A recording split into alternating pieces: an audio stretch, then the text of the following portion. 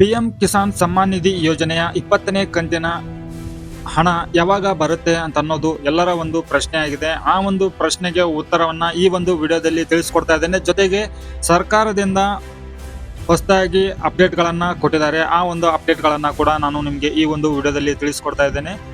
ಜೊತೆಗೆ ಈ ಒಂದು 20ನೇ ಕಂತಿನ ಪಿಎಂ ಕಿಸಾನ್ ಯೋಜನೆಯ ಹಣದ ಬಗ್ಗೆ ಬಹಳಷ್ಟು ವಿಡಿಯೋಗಳು 18ನೇ ತಾರೀಕು ಜುಲೈ ತಿಂಗಳು 2025ಕ್ಕೆ ಬರುತ್ತೆ ಅಂತ ಹೇಳಿ ಬಹಳ ವಿಡಿಯೋಗಳು ನಿಮಗೆ ಈ ಒಂದು ಸೋಷಿಯಲ್ ಮೀಡಿಯಾಗಳಲ್ಲಿ ಸಿಗ್ತಾ ಇದೆ. ಅದು ಕನ್ಫರ್ಮ್ ಆಗಿ ಇದೆಯಾ ಇಲ್ವಾ, ಆ ಒಂದು ದಿನಾಂಕಕ್ಕೆ ನಿಮಗೆ ಹಣ ಬರುತ್ತಾ ಇಲ್ವಾ ಅಂತ ಅನ್ನೋದನ್ನ ಕೂಡ ನಾನು ಈ ಒಂದು ವಿಡಿಯೋದಲ್ಲಿ ಕನ್ಫರ್ಮೇಶನ್ ಅನ್ನ ಕೊಡ್ತೇನೆ. ಸೊ ವಿಡಿಯೋನ ಶುರು ಮಾಡೋಣ ವೀಕ್ಷಕರೇ. ವಿಡಿಯೋನ ಶುರು ಮಾಡೋಕ್ಕೂ ಮೊದಲು ನೀವಿನ್ನು ಚಾನಲ್ಗೆ ಮೊದಲ ಬಾರಿ ವೀಕ್ಷಿಸ್ತಾ ಇದ್ರೆ ಚಾನಲ್ಗೆ ಸಬ್ಸ್ಕ್ರೈಬ್ ಮಾಡ್ಕೊಳ್ಳಿ ಇದೇ ತರ ಮಾಹಿತಿಗಳಿಗಾಗಿ. ಸೊ ನೋಡಿ ವೀಕ್ಷಕರೇ, ಸರ್ಕಾರದಿಂದ ಬಂದಿರುವಂತಹ ಒಂದು ಅಪ್ಡೇಟ್ ಅನ್ನ ಮೊದಲು ನಾನು ನಿಮಗೆ ತಿಳಿಸ್ಕೊಡ್ತೇನೆ. ಇದರ ನಂತರ 20ನೇ ಕಂತಿನ ಹಣ ನಿಮ್ಮ ಖಾತೆಗೆ ಯಾವಾಗ ಬರುತ್ತೆ ಅಂತ ಅನ್ನೋದನ್ನ ಕೂಡ ನಾನು ನಿಮಗೆ ಈ ಒಂದು ವಿಡಿಯೋದಲ್ಲಿ ಲೈವ್ ಆಗಿ ತಿಳಿಸ್ಕೊಡ್ತೇನೆ. ಸೊ ವೀಕ್ಷಕರೇ, ಇಲ್ಲಿ ಕೇಂದ್ರ ಸರ್ಕಾರದಿಂದ ಬಂದಿರುವಂತಹ ಒಂದು ಹೊಸ ಅಪ್ಡೇಟ್ ಇದಾಗಿರುತ್ತೆ. ಸೊ ಇಲ್ಲಿ secure your PM Kisan benefits ಅಂತ ಇದೆ ನೋಡಿ. ಈ ಒಂದು 6 ಆಪ್ಷನ್ಗಳನ್ನ ನೀವು ಕರೆಕ್ಟ್ ಆಗಿ ಅಬ್ಸರ್ವ್ ಮಾಡಬೇಕಾಗತ್ತೆ. ಇಲ್ಲಿ ರೈತರೇ, ನಾನು ನಿಮಗೆ ಬೇಡ್ಕೊಳ್ಳೋದೇನು ಅಂತಂದ್ರೆ, ನೀವು ಕೆಲಸದಲ್ಲಿ ಬ್ಯುಸಿ ಆಗಿರ್ತೀರಾ. ಸೊ ಇಲ್ಲಿ ನಿಮಗೆ ಕೆಲವೊಂದು ಮಾಹಿತಿಗಳು ಕರೆಕ್ಟ್ ಆಗಿ ತಿಳಿದಿರೋದಿಲ್ಲ. ಈ ಒಂದು ವಿಡಿಯೋನ ಯಾರೆಲ್ಲ ನೋಡ್ತಾ ಇದ್ದೀರೋ, ರೈತರಾಗಿರ್ಬೋದು, ರೈತರ ಮಕ್ಕಳಾಗಿರ್ಬೋದು, ನಿಮ್ಮ ಅಕ್ಕಪಕ್ಕದವ್ರಿಗೂ ಕೂಡ ಈ ಒಂದು ಮಾಹಿತಿಯನ್ನ ಪೂರ್ತಿಯಾಗಿ ತಿಳಿಸೋ ಉದ್ದೇಶ ಈ ಒಂದು ವಿಡಿಯೋದಲ್ಲಿ ಇರುತ್ತೆ. ಸೊ ನೋಡಿ ವೀಕ್ಷಕರೇ, ಇಲ್ಲಿ ನೀವು EKYC ಕಂಪ್ಲೀಟ್ ಮಾಡಿ ಅಂತ ಹೇಳಿದ್ದಾರೆ ಸರ್ಕಾರದಿಂದ. ಈ EKYC ಅನ್ನ ನೀವು ಕಂಪ್ಲೀಟ್ ಮಾಡಿರಬಹುದು, ಆದ್ರೆ ನಿಮ್ಮ ಒಂದು ಬ್ಯಾಂಕಿಗೆ ಆಧಾರ್ ಕಾರ್ಡು ಲಿಂಕ್ ಆಗಿದೆಯೋ ಅಥವಾ ಇಲ್ವೋ.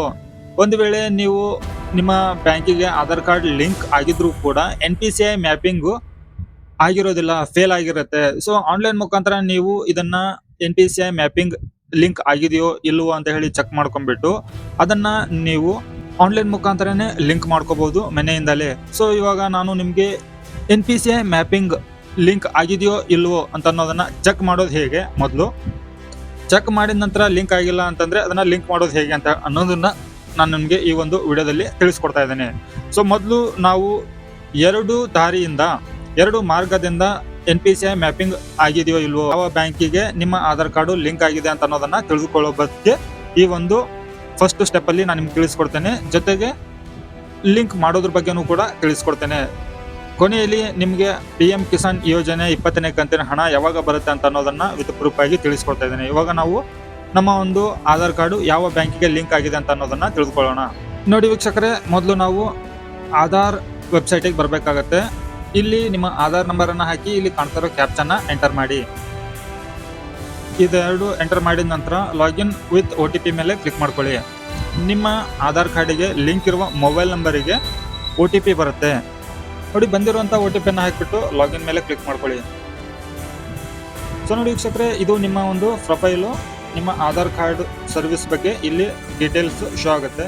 ಸೊ ನಾವು ಇಲ್ಲಿ ನಮ್ಮ ಒಂದು ಆಧಾರ್ ಕಾರ್ಡು ಬ್ಯಾಂಕಿಗೆ ಲಿಂಕ್ ಆಗಿದೆಯೋ ಇಲ್ಲೋ ಅಂತ ಹೇಳಿ ತಿಳ್ಕೊಬೇಕು ಅಂತಂದ್ರೆ ಇಲ್ಲಿ ನೋಡಿ ಬ್ಯಾಂಕ್ ಸೀಡಿಂಗ್ ಸ್ಟೇಟಸ್ ಅಂತ ಇದೆ. ಈ ಒಂದು ಆಪ್ಷನ್ ಮೇಲೆ ನಾವು ಕ್ಲಿಕ್ ಮಾಡ್ಕೊಳ್ಳೋಣ. ಇಲ್ಲಿ ಕ್ಲಿಕ್ ಮಾಡ್ಕೊಂಡ ನಂತರ ಇಲ್ಲಿ ನೋಡಿ, ಇಲ್ಲಿ ನಿಮ್ಮ ಆಧಾರ್ ಕಾರ್ಡ್ ಸಂಖ್ಯೆಯ ಲಾಸ್ಟ್ 4 ನಂಬರ್ಗಳು ಕಾಣುತ್ತೆ. ನಿಮ್ಮ ಬ್ಯಾಂಕು ಯಾವುದು ನಿಮ್ಮ ಆಧಾರ್ ಕಾರ್ಡಿಗೆ ಲಿಂಕ್ ಆಗಿದೆ, ಸ್ಟೇಟಸ್ ಏನಿದೆ, ಆಕ್ಟಿವ್ ಅಂತ ಇದ್ರೆ ಮಾತ್ರ ನಿಮಗೆ ಸರ್ಕಾರದಿಂದ ಬರ್ತಾ ಇರುವಂತ ಎಲ್ಲ DBT ಹಣ ನಿಮ್ಮ ಖಾತೆಗೆ ಡೈರೆಕ್ಟ್ ಆಗಿ ಜಮಾ ಆಗುತ್ತೆ. ನಂತರ ಇಲ್ಲಿ ನಿಮ್ಮ ಬ್ಯಾಂಕು ಯಾವಾಗ NPCI ಮ್ಯಾಪಿಂಗ್ ಆಗಿದೆ ಅಂತ ಅನ್ನೋದು ಕೂಡ ಇಲ್ಲಿ ಡೇಟ್ ಇರುತ್ತೆ. ಸೊ ಇದು ಚೆಕ್ ಮಾಡುವಂತ ಒಂದು ಮಾರ್ಗ. ಇನ್ನ ನಿಮ್ಗೆ 2ನೇ ಮಾರ್ಗ ತಿಳಿಸ್ಕೊಡ್ಬೇಕು ಅಂತಂದ್ರೆ ಇಲ್ಲಿ ನೋಡಿ NPCI ಅನ್ನೋ ಒಂದು ಸರ್ಕಾರಿ ವೆಬ್ಸೈಟಿಗೆ ನಾವು ಬರಬೇಕಾಗತ್ತೆ. ಈ ಒಂದು ಲಿಂಕ್ ಅನ್ನ ನಾನು ಡಿಸ್ಕ್ರಿಪ್ಷನ್ ಬಾಕ್ಸ್ ಅಲ್ಲಿ ಕೊಟ್ಟಿರ್ತೇನೆ. ಡೈರೆಕ್ಟ್ ಅದನ್ನ ನೀವು ಕ್ಲಿಕ್ ಮಾಡ್ಕೊಂಡ್ರೆ ಈ ಒಂದು ಪೋರ್ಟಲ್ಗೆ ಬರ್ತೀರಾ. ಇಲ್ಲಿ ನೋಡಿ, ಇಲ್ಲಿ ಕಾಣ್ತಾ ಇರೋ ಟ್ಯಾಬ್ಸ್ಗಳು 6 ಇದಾವೆ. 6ರಲ್ಲಿ ಪ್ರಾಡಕ್ಟ್ಸ್, ಅದ್ರ ಬಾಜು ಇರುವಂತದ್ದು ಕನ್ಸ್ಯೂಮರ್ ಅಂತ ಇದೆ ನೋಡಿ, ಇದ್ರ ಮೇಲೆ ಕ್ಲಿಕ್ ಮಾಡ್ಕೊಳ್ಳಿ. ಇದರ ನಂತರ ಇಲ್ಲಿ ಕೊನೆಯದಾಗಿ ನಿಮ್ಗೆ ಕಾಣುತ್ತೆ ನೋಡಿ ಭಾರತ್ ಆಧಾರ್ ಸೀಡಿಂಗ್ ಎನೇಬಲರ್, ಇದ್ರ ಮೇಲೆ ಕ್ಲಿಕ್ ಮಾಡ್ಕೋಬೇಕಾಗತ್ತೆ. ನೋಡಿ ವೀಕ್ಷಕರೇ, welcome to Bharat Aadhaar seeding enabler ಅಂತ ಹೇಳಿ ಈ ಒಂದು ಡ್ಯಾಶ್ ಬೋರ್ಡ್ ಬಂದಿದೆ. ನಾವು ಇವಾಗ ನಮ್ಮ ಒಂದು ಆಧಾರ್ ಕಾರ್ಡು ಬ್ಯಾಂಕಿಗೆ ಲಿಂಕ್ ಆಗಿದೆಯಾ ಇಲ್ಲ ಅಂತ ಹೇಳಿ ಇವಾಗ ತಿಳ್ಕೊಂಡಿದ್ದೇವೆ. ಆಗದೇ ಇದ್ರೆ ಲಿಂಕ್ ಅನ್ನ ಯಾವ ತರ ಮಾಡೋದು ಅಂತಂದ್ರೆ ಇಲ್ಲಿ ನೋಡಿ ಪಕ್ಕದಲ್ಲಿ ಕೊಟ್ಟಿದ್ದಾರೆ Aadhaar seeding or D seeding ಅಂತ ಹೇಳಿ, ಇದ್ರ ಮೇಲೆ ಕ್ಲಿಕ್ ಮಾಡ್ಕೊಳ್ಳಿ. ಇದ್ರ ಮೇಲೆ ಕ್ಲಿಕ್ ಮಾಡ್ಕೊಂಡ ನಂತರ ಇಲ್ಲಿ ನಿಮ್ಮ ಆಧಾರ್ ಕಾರ್ಡಿನ 12 ಅಂಕಿಯ ಸಂಖ್ಯೆಗಳನ್ನ ನೀವಿಲ್ಲಿ ಹಾಕಬೇಕಾಗತ್ತೆ. ಇವಾಗ ಆಧಾರ್ ಕಾರ್ಡ್ ಅಂಕಿಯನ್ನ ನಾವು ಹಾಕಿದ್ದೇವೆ. ಇಲ್ಲಿ ರಿಕ್ವೆಸ್ಟ್ ಎದಕ್ಕೆ ಕೊಡ್ತಾ ಇದ್ದೀರಾ ನೀವು? ಇಲ್ಲಿ ಆಧಾರ್ ಕಾರ್ಡು NPCI ಮ್ಯಾಪಿಂಗ್ ಮಾಡಲಿಕ್ಕೆ ನಾವು ರಿಕ್ವೆಸ್ಟ್ ಅನ್ನ ಕೊಡ್ತಾ ಇದ್ದೇವೆ. ಇಲ್ಲಿ ಸೀಡಿಂಗ್ ಮೇಲೆ ಸೆಲೆಕ್ಟ್ ಮಾಡ್ಕೊಳ್ಳಿ.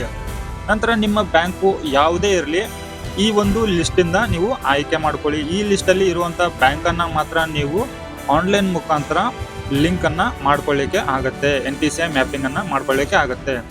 ಸೊ ಇವಾಗ ನೀವು ಯಾವುದು ನಿಮ್ಮ ಆಧಾರ್ ಕಾರ್ಡಿಗೆ ಬ್ಯಾಂಕ್ ಲಿಂಕ್ ಇಲ್ಲ, NPCI ಮ್ಯಾಪಿಂಗ್ ಆಗಿಲ್ಲ ಅಂತಂದ್ರೆ ಇಲ್ಲಿ ಸೀಡಿಂಗ್ ಟೈಪ್ ಏನಿದೆ ಅಲ್ವಾ, ಇದನ್ನ ಫ್ರೆಶ್ ಅಂತ ಹೇಳಿ ಸೆಲೆಕ್ಟ್ ಮಾಡ್ಕೊಳ್ಳಿ. ಇದರ ನಂತರ ಇಲ್ಲಿ ನಿಮ್ಮ ಅಕೌಂಟ್ ನಂಬರ್ ಅನ್ನ ಹಾಕಬೇಕಾಗತ್ತೆ.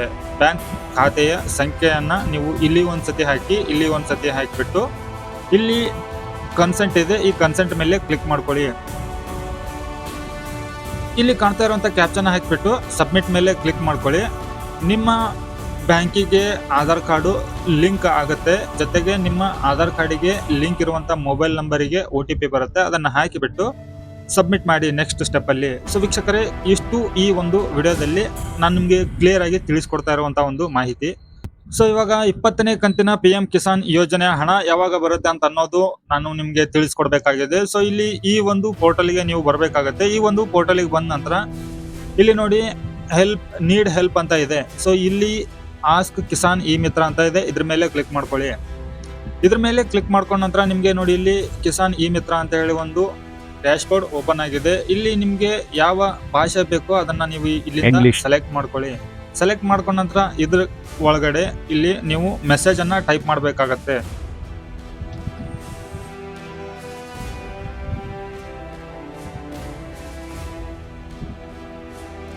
ನೋಡಿ, ಇಷ್ಟನ್ನ ನೀವು ಸರ್ಚ್ ಮಾಡಿದ್ರೆ ಸಾಕು.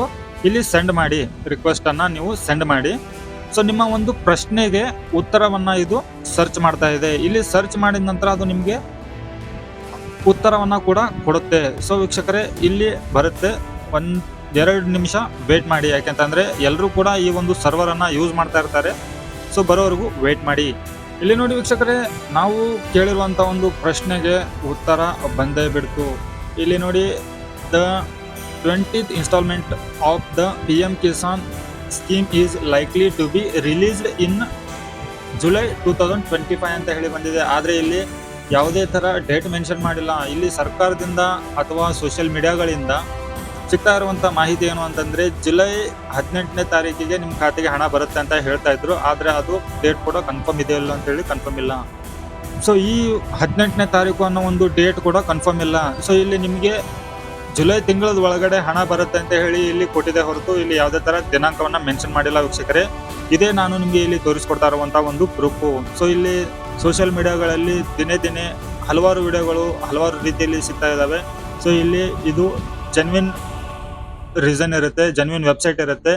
ಈ ಒಂದು ಮಾಹಿತಿ ತಮಗೆ ಉಪಯೋಗ ಆಗಿದ್ರೆ ವಿಡಿಯೋಗೆ ಲೈಕ್ ಕೊಡಿ, ಚಾನಲ್ಗೆ ಸಬ್ಸ್ಕ್ರೈಬ್ ಮಾಡಿ. ಮತ್ತೆ ಹೊಸ ಮಾಹಿತಿಯೊಂದಿಗೆ ಸಿಗ್ತೀನಿ. ಅಲ್ಲಿವರೆಗೂ ಜೈ ಹಿಂದ್.